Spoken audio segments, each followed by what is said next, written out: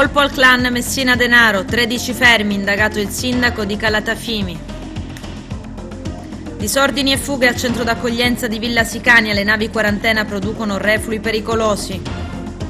Arrestato Canicattinese nell'ambito dell'inchiesta Sorella Sanità, truffa all'INPS, denunciati 150, falsi braccianti agricoli, percepisce il reddito di cittadinanza e gioca e scommesse online più di 100.000 euro. Controlli anti-Covid per i viaggiatori in arrivo in Sicilia, il governatore Musumeci parla di organizzazione perfetta.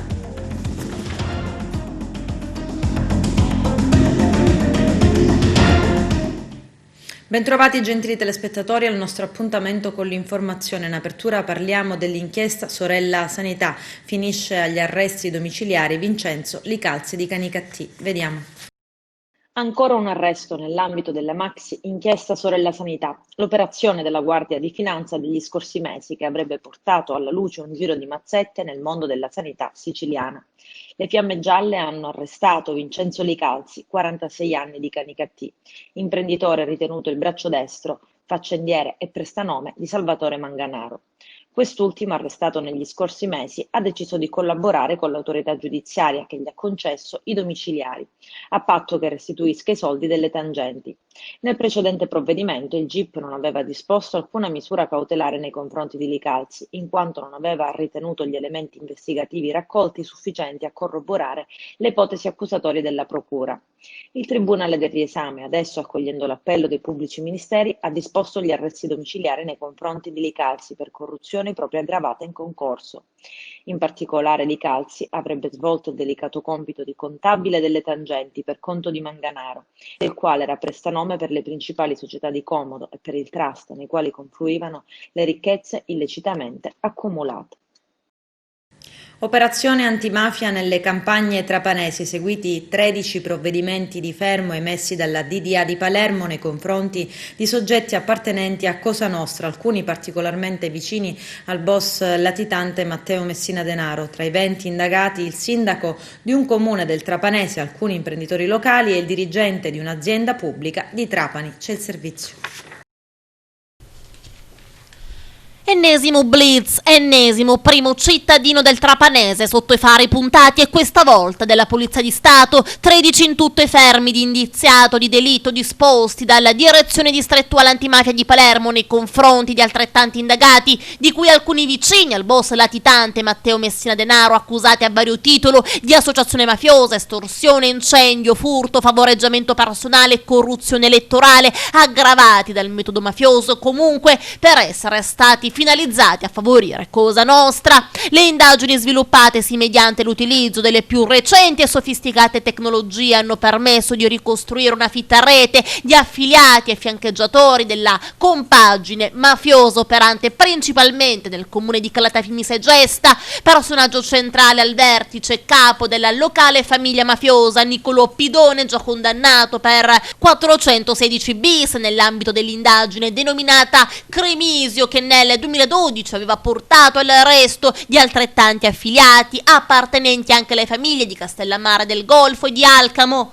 Tra gli indagati spiccano infatti nomi di personaggi già condannati per mafia come Leo Rosario Tommaso, pregiudicato attualmente dimorante a Marsala, ma anche il cugino di questi, Leo Stefano, a carico del quale sono stati documentati contatti recenti con il rappresentante della famiglia di Calatafimi. Nelle indagini sono finiti però anche insospettabili soggetti non gravati da precedenti penali che a vario titolo avevano favorito le comunicazioni tra il capo della famiglia calatafimese ed altri compartecipanti dell'associazione mafiosa, tra cui lo stesso Leo Rosario Tommaso. Nelle maglie dell'indagine Salvatore Barone, fino alla trascorsa estate presidente del Consiglio di amministrazione pro tempore dell'azienda per i trasporti ATM di Trapani, già direttore generale della stessa compagine societaria a partecipazione pubblica, destinatario del fermo e il sindaco di Calatafimi, al momento indagato e non destinatario di provvedimento per i reati di tentata estorsione e corruzione elettorale aggravati dal metodo mafioso.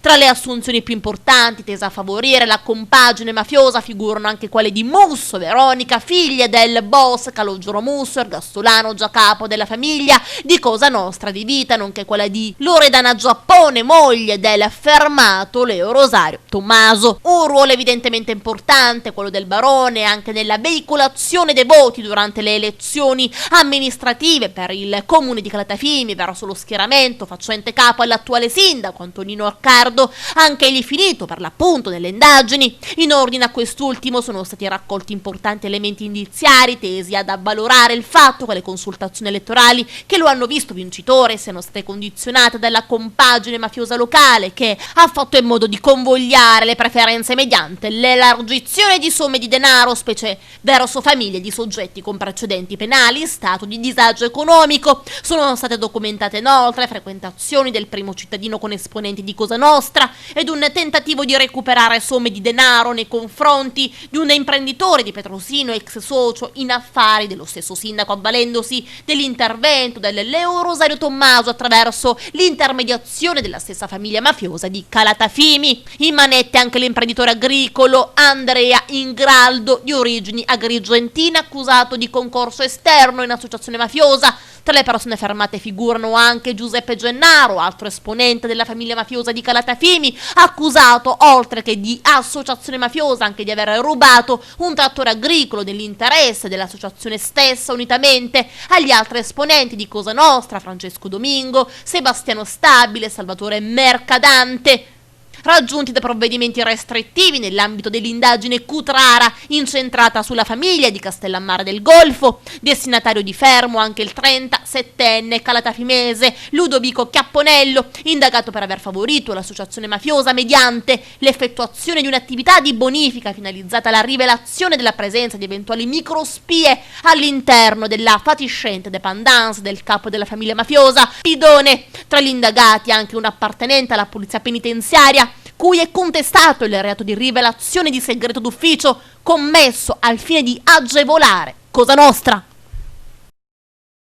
Prima la protesta fatta ad alta voce, poi il tentativo, arrampicandosi alle ringhiere di Villa Sicania, di scappare. Tentativo inizialmente bloccato dalla polizia. Agenti che in tenuta antisommosso hanno tentato di riportare la calma, bloccando coloro che avrebbero voluto allontanarsi, ma il tentativo di bloccare i migranti è durato poco. Più persone sono riuscite a scavalcare la recinzione e si sono riversate lungo la statale, la stessa strada dove un giovane migrante è stato investito e ucciso durante un tentativo di fuga. Qualcuno dei fuggitivi è stato subito bloccato, ma altri, forse una ventina, forse qualcuno in meno, sono riusciti a raggiungere i campi e si sono dileguati.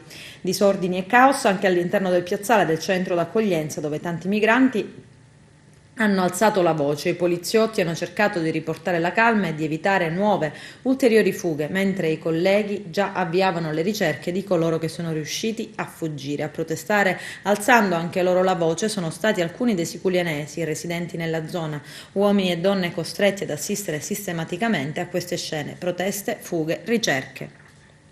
Le navi producono rifiuti proprio come case, alberghi, piccoli centri abitati. Le acque nere e grigie sono i liquidi che provengono dagli scarichi dei WC, dalle docce, dai lavandini. Vanno depurate e smaltite con attenzione. Per questo nei porti esistono gli impianti di raccolta ai quali le navi devono conferire pagando una tassa per lo smaltimento, cioè per una scorciatoia le imbarcazioni possono scaricare in mare quando si trovano a più di 12 miglia dalla costa e se hanno a bordo un impianto di trattamento dei rifiuti persino entro le 12 miglia.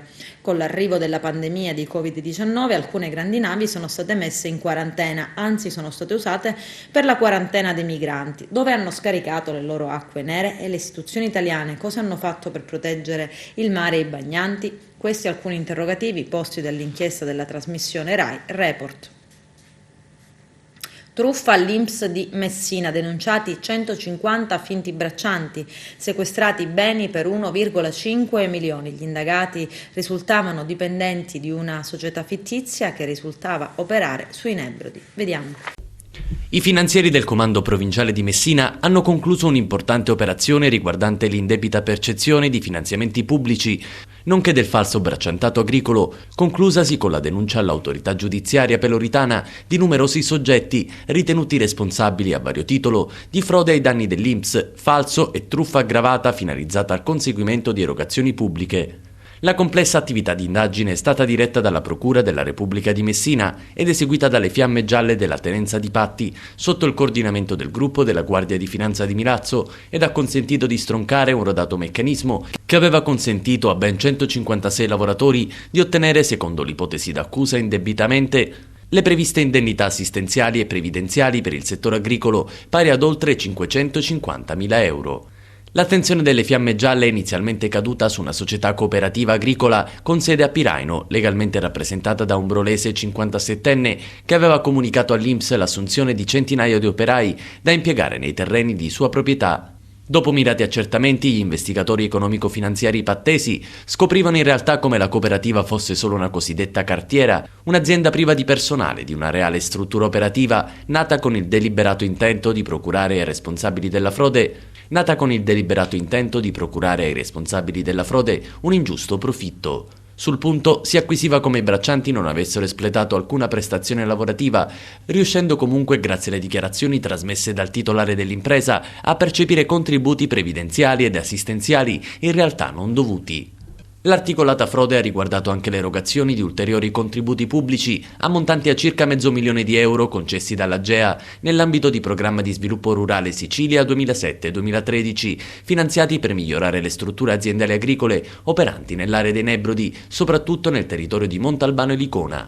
A tal riguardo emergeva come la medesima cooperativa facesse parte di un ramificato sistema di aziende composto da 14 società che si scambiavano vicendevolmente numerose fatture gonfiate per un importo pari a €360.000 predisposte al solo fine di attestare ai due enti pagatori, l'Ispettorato dell'Agricoltura di Messina e l'AGEA, le spese per la realizzazione di lavori agricoli in realtà mai sostenute. I reati contestati, in concorso tra loro, sono di particolare gravità, vanno dal falso commesso in atto pubblico sino alla truffa aggravata finalizzata al conseguimento di erogazioni pubbliche. Il GIP del Tribunale di Messina ha disposto nei confronti del rappresentante legale della cooperativa il sequestro preventivo di beni per un valore di circa €1,5 milioni. Durante la fase esecutiva del provvedimento sono state altresì sequestrate il 60% delle partecipazioni di una società di Piraino. Un uomo percettore di reddito di cittadinanza nell'ultimo quinquennio ha giocato scommesse sportive online, oltre €100.000. La scoperta della Guardia di Finanza di Catania, che l'ha denunciato. I militari della compagnia di Caltagirone hanno avviato controlli fiscali nei confronti di un cittadino calatino che sebbene apparisse al fisco formalmente disoccupato e non percettore di alcun reddito, si è scoperto essere un grosso giocatore di eventi sportivi online. Ha infatti speso in scommesse la cifra di €129.547. Il giudice per le udienze preliminari del Tribunale di Agrigento, Luisa Turco, ha ratificato la proposta di patteggiamento della condanna a 2 anni di reclusione a carico di un medico di Canicattì di 74 anni colpevole di violenza sessuale e violenza privata. L'uomo, chiudendo la stanza del proprio studio medico, avrebbe abusato della sua segretaria, peraltro ancora non diciottenne, baciandole, toccandole glutei, seno e cosce. La pena è stata sospesa ed è stato disposto un risarcimento di €4.000. Aveva ucciso il fratello a Grotte, 64enne muore in comunità. Sono state aperte delle indagini. Vediamo. Una caduta in bagno e la morte, a distanza di diversi giorni dall'infortunio nel quale aveva rimediato la frattura della mandibola e del setto nasale e un trauma cranico. Pietro Chiarenza, 64enne di Grotte, reo confesso dell'omicidio del fratello Roberto, 56 anni, giudicato totalmente incapace di intendere e volere in seguito a una perizia e per questo detenuto in una comunità della provincia di Agrigento dopo un iniziale periodo di carcerazione, è morto. Il terzo fratello adesso ha presentato una denuncia ai carabinieri dando incarico al suo legale, Loretta Severino, di sollecitare indagini che chiariscano se i soccorsi sono stati tempestivi e quali sono le tempistiche precise dell'episodio che, secondo la difesa dello sfortunato grottese, presenterebbero troppi aspetti da chiarire. Il ricovero di Chiarenza era stato deciso dopo che lo psichiatra Leonardo Giordano, su incarico del GIP Francesco Provenzano nell'ambito dell'incidente probatorio, lo aveva visitato escludendo del tutto la sua capacità di intendere e volere, aggiungendo che si trattava di una persona socialmente pericolosa. La perizia era stata disposta su richiesta del pubblico ministero Cecilia Baravelli. L'omicidio è avvenuto la mattina dell'8 aprile, giorno del mercoledì santo. Roberto Chiarenza, tabaccaio, sarebbe stato colpito con delle coltellate, prima allo stomaco, poi al collo, in 3 distinte fasi. Dopo 2 tentativi di fuga durante i quali l'uomo è riuscito a difendersi infilando un dito nell'occhio del fratello, l'omicida sarebbe riuscito a chiudere una porta a chiave e a colpirlo numerose altre volte, fino a quando non ebbe la certezza che il suo bersaglio fosse morto. Le problematiche psichiatriche, come ha documentato da subito la difesa, erano piuttosto risalenti nel tempo. L'avvocato Severino aveva prodotto agli atti pure alcuni documenti che attestavano la psicosi ossessiva di cui soffriva Pietro Chiarenza fin dal 2009. L'uomo quindi era stato ricoverato in una struttura di Castrofilippo. Poi la caduta e il ricovero, prima al Barone Lombardo di Canicattì, poi al San Giovanni di Dio di Agrigento. Infine la morte che segna una nuova puntata di una maledizione familiare, visto che anche i genitori erano deceduti a distanza di un giorno. Sono partiti i controlli anti-Covid per i viaggiatori in arrivo in Sicilia, così come disposto dall'ordinanza del presidente della regione Nello Musumeci per limitare il contagio nell'isola. Il governatore parla di organizzazione perfetta negli scali siciliani. Vediamo. Devo manifestarvi la mia soddisfazione. Nel primo giorno di avvio della mia ordinanza ho verificato l'efficienza e l'organizzazione perfetta che abbiamo predisposto in collaborazione con la società che gestisce lo scalo di Catania, e la stessa cosa vale per lo scalo di Palermo. Non ci sono file, non c'è ressa, i passeggeri sono soddisfatti, la comunità siciliana è rassicurata del fatto che chi rientra in Sicilia deve dimostrare di non essere positivo al Covid. Possiamo affrontare questo periodo natalizio con serenità, ma anche con grande senso di responsabilità. Questa postazione è stata immaginata e realizzata anche all'arrivo delle stazioni ferroviarie. Io sono convinto che stiamo dando un esempio di grande efficienza e di alto senso di responsabilità. Vanno al cimitero e trovano una bara sconosciuta all'interno della propria cappella. Interviene la polizia. C'è il servizio. Vanno al cimitero per portare dei fiori ai congiunti defunti e all'interno della cappella di famiglia trovano una bara nuovissima, saldata di fresco. Non riuscivano a credere ai loro occhi i canicattinesi che, consapevoli del fatto di non aver avuto recentissimi lutti, non capivano la presenza di quella bara. Sconcertati e arrabbiati hanno chiamato la polizia. Al camposanto comunale è accorsa una pattuglia del commissariato di Canicattì. Gli agenti hanno ascoltato i proprietari della cappella e hanno subito provato a capirci qualcosa. Al cimitero, a quanto pare, nessuno sapeva spiegarsi il perché quella bara fosse finita in una struttura dove non avrebbe dovuto starci. È stata identificata e immediatamente contattata l'agenzia di pompe funebri e subito è stata fatta chiarezza. I responsabili dell'agenzia avrebbero riferito ai poliziotti che quella bara era stata temporaneamente sistemata all'interno di una cappella privata, in attesa che la tomba, dove doveva essere tumulata, a quanto pare a pochissima distanza, fosse pronta. Una sistemazione provvisoria dunque, ma non autorizzata perché i proprietari della cappella non ne sapevano appunto nulla. I responsabili dell'agenzia di onoranze funebri si sono ripetutamente scusati. Non è stata ravvisata, non ce ne sarebbero le condizioni alcuna ipotesi di reato, anche perché l'agenzia aveva le chiavi della cappella privata.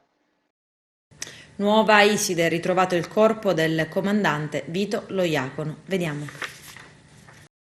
Finalmente c'è un corpo che avrà una degna sepoltura sulla quale piangere. E così non è la notizia che vorremmo sperare, però alla fine è la notizia che tutti si aspettavano e soprattutto i genitori, i familiari. Per una mamma è la soluzione migliore. Che il corpo si è ritrovato è un sollievo per la comunità, se così possiamo definirlo.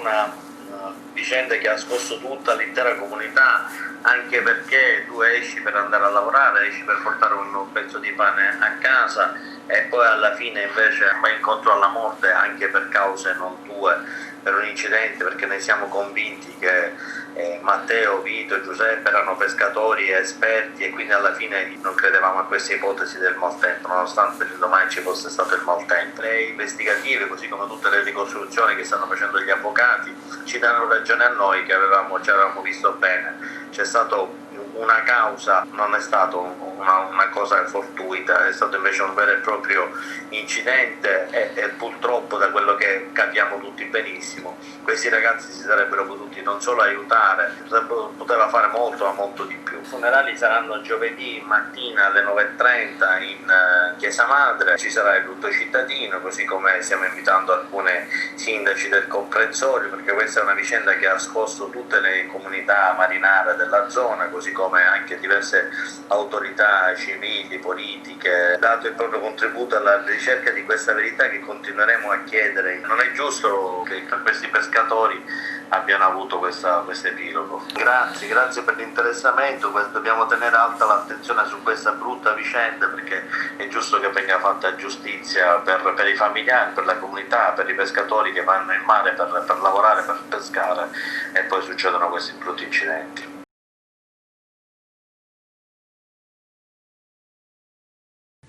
Emissioni della raffineria di Milazzo, ispezione del Ministero dell'Ambiente. I dettagli nel servizio. Il verificatore nominato dal TAR di Catania conferma che i valori limite di emissione previsti nell'AIA rilasciata alla raffineria di Milazzo nel maggio del 2018 sono, per alcuni inquinanti, meno restrittivi di quelli previsti dall'AIA previgente rilasciata nel maggio del 2011.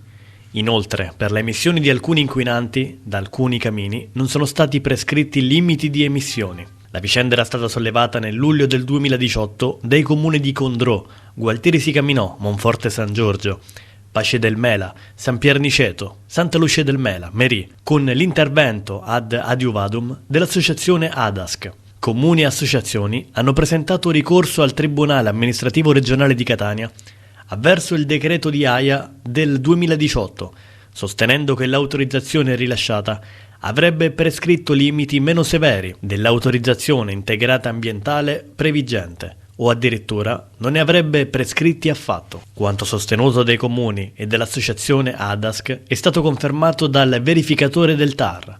Finalmente, commenta il presidente dell'ADASC Peppe Maimone, è stata fatta chiarezza. Nel 2018 abbiamo più volte scritto al Ministero dell'Ambiente per evidenziare che l'AIA rilasciata non era in linea con le disposizioni normative, dichiara Peppe Maimone, presidente ADASC. Ci siamo dovuti rivolgere al Tribunale amministrativo per avere conferma che la nuova autorizzazione integrata ambientale è meno restrittiva, quindi illegittima. Attendiamo adesso la decisione finale del TAR. Nel frattempo, appresa la decisione del verificatore, la Direzione Generale del Ministero dell'Ambiente ha avviato il procedimento di riesame dell'AIA per l'integrazione dei valori limite di emissioni di agenti inquinanti, precisamente quelli contestati dai comuni e dall'associazione ADASC dinanzi al TAR. Riteniamo che l'avvio del procedimento del riesame è una mossa dei burocrati del Ministero dell'Ambiente in vista dell'udienza che si terrà giorno 17 dicembre perché hanno la reale preoccupazione che il TAR, vista la relazione, possa dichiarare l'illegittimità dell'autorizzazione rilasciata alla raffineria di Milazzo. I cittadini della Valle del Mela, continua il presidente dell'ADASC, non possono continuare a subire emissioni inquinanti autorizzate da un'AIA illegittima e quindi auspichiamo, a tutela della salute pubblica, che vengano urgentemente ripristinati i limiti in base alla normativa vigente. Le telecamere di TV all'interno dell'Istituto Esseneto di Agrigento, diretto da Brigida Lombardi. Il nostro direttore Arturo Cantella. Siamo all'Istituto Esseneto di Agrigento con la nuova dirigente scolastica Brigida Lombardi che da quest'anno si è insediata. Ecco, come va? Che tipo di scuola ha trovato? Che accoglienza ha ricevuto? Preside. Sì, è un'ottima scuola, sono contenta, sono venuta proprio qua in questo istituto perché ne avevo sentito parlare bene e devo dire che effettivamente è vero, perché è una scuola che si è affermata sul territorio, che è una scuola di qualità dove ognuno lavora veramente con entusiasmo e con passione e dove vengono veramente i nostri alunni vengono attenzionati uno ad uno, dove si valorizzano le eccellenze ma anche le differenze. È una scuola dove si sta bene insieme, dove si è creato un clima familiare con tutti e dove si realizzano tantissime attività. I nostri alunni sono stati veramente premiati in tanti concorsi anche a livello nazionale e il collegio docente poi ha deliberato diverse attività extracurriculare di arricchimento dell'offerta formativa. È una scuola a indirizzo musicale dove gli alunni possono scegliere uno tra questi 4 strumenti: pianoforte, chitarra, flauto traverso e clarinetto. E poi anche per quanto riguarda le lingue è stata molto attenzionata e di ampio respiro europeo, perché oltre alla seconda lingua francese si può scegliere anche lo spagnolo, e anche perché si realizza ogni anno il progetto CLIL, che sarebbe il potenziamento della lingua inglese, quindi viene scelta una disciplina o una o più discipline curriculari che vengono fatte in lingua inglese e sono seguiti da un docente di madrelingua. Ma l'inglese si studia anche alla scuola dell'infanzia, quindi cominciamo dalla scuola dell'infanzia, poi primaria e secondaria. Ecco perché, dicevo, il progetto CLIL si inizia già alla scuola primaria con la musica, quindi musica e inglese, poi alla scuola secondaria con inglese, geografia e musica. Una scuola eccellente, anche perché gli alunni ricadono tutti nello stesso quartiere, è formata da due plessi però che sono collegati tra di loro. Vi è anche un'aula verde in comune dove nelle belle giornate è possibile effettuare dei progetti, laboratorio di educazione ambientale, ma anche un progetto che è l'eccellenza della scuola, Nati per leggere, che poi la scuola media diventa Cresciuti per leggere. Preside, questo momento di Covid come lo state vivendo qui insieme ai ragazzi, alla scuola, insomma a tutto l'etablissement? Devo dire che qua c'è il rispetto delle regole. Fortunatamente fino ad ora non abbiamo avuto nessun caso, ma anche perché veramente si rispettano le regole, i bambini tengono tutte le mascherine, si rispetta il distanziamento di 1 metro tra rime e boccale all'interno delle classi. Le classi sono ampie, luminose, spaziose, quindi c'è già questo distanziamento. Tutti rispettiamo le regole, c'è il gel igienizzante in ogni classe, abbiamo spazi esterni dove è possibile effettuare anche l'attività motoria, dove è possibile effettuare laboratori, e quindi c'è questo distanziamento. Non ci possiamo lamentare da questo punto di vista, anche perché all'esterno vi sono anche ampi parcheggi per i genitori che vengono a accompagnare i loro figli. Se si pensa che in questo istituto vi sono più di quasi 900 alunni, tutti che seguono le regole. Adesso c'è la pubblicità, a tra poco, vi aspetto. Il sindaco di Agrigento Franco Miccichè e l'assessore Marco Vullo si sono vestiti da Babbo Natale ieri pomeriggio al Teatro Pirandello per partecipare a un'iniziativa di solidarietà. Una cittadina di Agrigento, Margherita Lanzini, ha infatti deciso di donare dei giochini ai bambini più bisognosi e si è rivolta all'assessore Vullo per distribuirli. L'assessore ha quindi chiamato le associazioni di volontariato sul palcoscenico del teatro, ha fatto consegnare i giochini alle associazioni che hanno aderito. Qualche bambino presente ha avuto un anticipo del regalo, la maggior parte dei doni verrà distribuita nei prossimi giorni. L'Associazione Culturale Concordia di Agrigento organizza degli spazi virtuali a tema natalizio. Il nostro direttore Arturo Cantella.